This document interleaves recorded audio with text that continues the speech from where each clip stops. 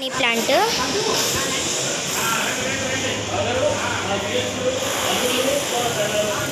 ఇది అప్పుడైతే ఇంత పెద్ద వైర్ ఉండే, అప్పుడు వర్షం వచ్చి మొత్తం అంతా పోయింది.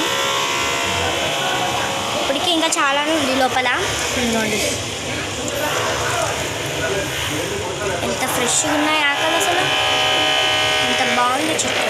ఇంకా ఉంటాయి చెట్లు, ఇవ్వండి అవైతే మా ముంగట అవి ఇవి చూసుకోండి క్లియర్గా కనబడతాయి. షుగర్ కేన్ కొన్ని సౌండ్స్ వినబడతాయి, ఏమనుకోకండి. ఫ్లవర్ ట్రీస్, జామకాయ చెట్టు. ఇది గల్లీలో మొత్తం ఎన్విరాన్మెంట్ ఎక్కువ ఉంటుంది, ఎక్కడ చూసినా చెట్లే ఉంటాయి, చిన్నైనా పెద్దయినా. అవి కనబడుతున్నాయా? ఇక్కడ నుంచి ఇంకా క్లియర్గా కనబడతాయి ఈ చెట్లు.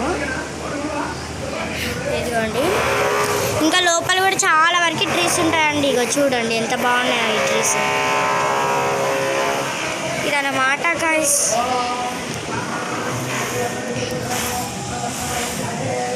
ఇవే చాలా బాగా వచ్చినాయి చూసుకోండి.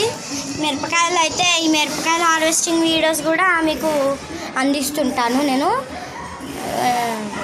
ఇది కొంచెం పడిపోయింది, ఇంకా తెలీదో తెలీదు. మా అమ్మమ్మనైతే 2 అప్పుడు మార్కెట్లో నుంచి ఒక 3 తెచ్చింది, ఇలా 2 ఉన్నాయని.